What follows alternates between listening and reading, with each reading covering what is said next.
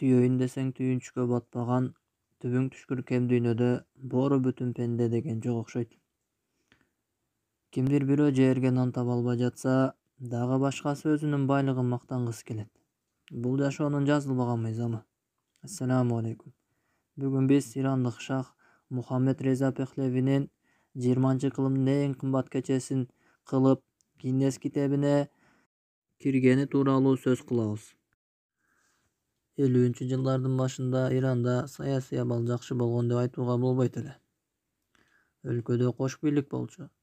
Официалдуу башчы жогоруда айтып жаткан каарманыбыз Мухаммед Реза Пехлеви болсо, бирок чыныгы лидер Мухаммед Мосадык, тагыраак айтканда оппозиционер.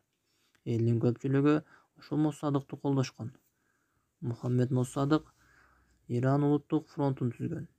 Мухаммед Мосадыктын негизги максаты өлкөдөгү нефтини улутташтыруу болгон. Бул болсо британиялык нефти компанияга жаккан эмес, себеби алар баалуу табигый байлыкты иштетип жатышкан.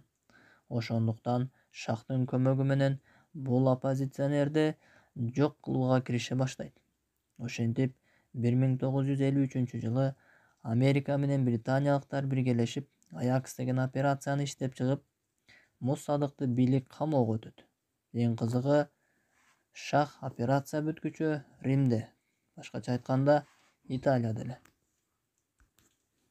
Бул операция ийгиликтүү аяктагандан кийин шахты кайра өлкөгө алып келишет. 1954-жылдын ноябрь айында бийлик англо-америкалыктар менен нефтини кайра иштетүүнү толук алардын пайдасына чечип берет. Мосадык жана анын жакын адамдары түрмөгө камалат. Пехлеви 35-шах, башкача айтканда акыркы монарх болчу. Ал өлкө үчүн жарытарлык эч нерсе кылбаса да, өзүн тарыхтагы Персия мамлекетинин негиздөөчүсү падыша Кирекиге теңеген. Өзүнүн күчтүү атаандашын жеңгенине ушунчалык сүйүнгөндүктөн муну бүткүл дүйнөгө майрам уюштуруп берүү мойнундагы парзындай сезет. Бул майрам көпкө күттүргөн жок. Тагыраак айтканда 1971-жылга туш келди. Иранда 12-октябрдан 16-октябрга чейин Персия империясынын түптөлгөн күнүн майрамдашат. Ошол жылы бул империянын түптөлгөнүнө 2500 жыл болмок. Ушул маанилүү юбилейди өткөрүүнү чечет. Жөнөкөй кылып эмес, дүйнөлүк деңгээлде. Майрамга эски шаар Персапол тандалып, атайын француз дизайнерлери тарабынан француз тилинде курула баштайт. Айтмакчы, шаарга көрк берүүчү бак-тарактарды жана ошондой эле 50 000 канаттууну Европадан алып келишет. Меймандар жайгаша турган Алтын шаар деп аталган жерде, Персополдун жанындагы жерде, жыландар, зыяндуу курттар көп болгондуктан абадан химикаттарды сээп өлтүрүшөт. Келген коноктор ачка отурбайт да. Бул жагын дагы эске алып, шах Пехлеви ошол учурдун эң мыкты француздук Максим ресторанын бүт жамаатын Франциядан чакыртат. Бул элиталык ресторан 3 жумага жабылып, өздөрүнүн ашпозчусу, официанты, жада калса ашканадагы буюмдары анысы аз келгенсип 18 тонна продукта жана 10 000 бөтөлкө кымбат шампан, коньяк, винонун түрүн алып келишет. Шаардын коопсуздугуна 60 000 адам тартылат. Майрам башталарга жакын Ирандагы мектеп, университеттердин бири калбай жабылат. Бул салтанатка батыштын демократиячыларынан тартып, коммунисттик жетекчилерге чейин келишет. Римдик папа дагы эстен чыккан эмес.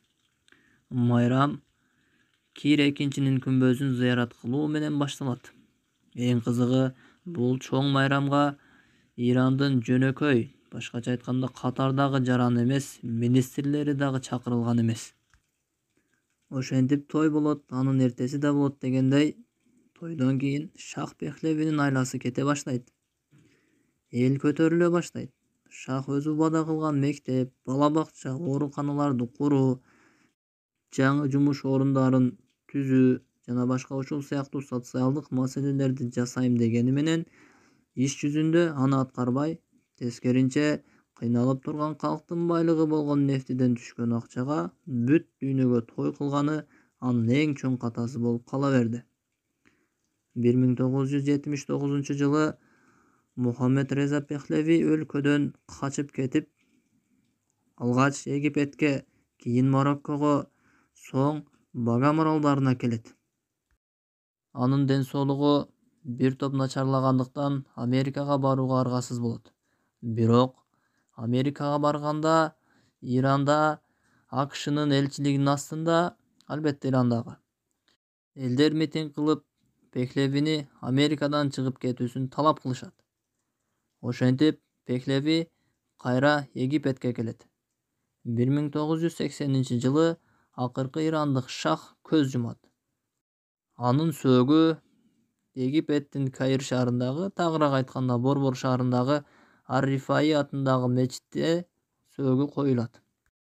Эксперттердин ою боюнча, аталган кечеге $20 миллион кеткен десе, башка бир эксперттер жок, $200 миллион ашыгыраак акча кеткен деп эсептешет. Дагы үчүнчү тарап болсо, жок, 200 миллион бул өтө деле көп сумма. Бул чындыкка дал келбейт деп эсептешет. Ооба, бүгүнкү күндө мындай чоң тойлор болбосо да, ушунун кичинекей көрүнүштөрү азайбастан көбөйүп жатат. Байы деле, кембагалы деле эл эмне дейт деген ураан менен той баштап, өзүнү да, тууганын да кыйнап атат. Дүйнө күндөн күнгө өнүгүп атат. Өнүккөн өлкөлөр Марска, Айга ракета учуруп, жаңы нерселердин үстүндө иштөө менен алек. Идирис Акын айткандай, билимге эмес, кийимге, сабакка эмес, салатка, тообага эмес, модага, бааланган сөзгө эмес, боелгон көзгө, такталган кепке эмес, чапталган бетке, улууга эмес, сулууга карап калдык. Эң өкүнүчтүүсү, бул ысырапкорчулук элибизде азайбастан, тескерисинче көбөйүп жатат. Буга мисал Бишкектеги Имам Саракси борбордук мечити. Бул мечит 10 000 кишини батырат. Борбордук Азиядагы эң чоң мечит. Жума жана айт намаздарында гана толот. $25 миллион сарпталган. Орто Сайдагы жаңы мечит 20 000 кишиге ылайыкташтырылып, бул мечитке $51 миллион сарпталышы күтүлүүдө. Бишкектеги Имам Саракси борбордук мечити 10 000 кишини баткырат. Бул Борбордук Азиядагы эң чоң мечит.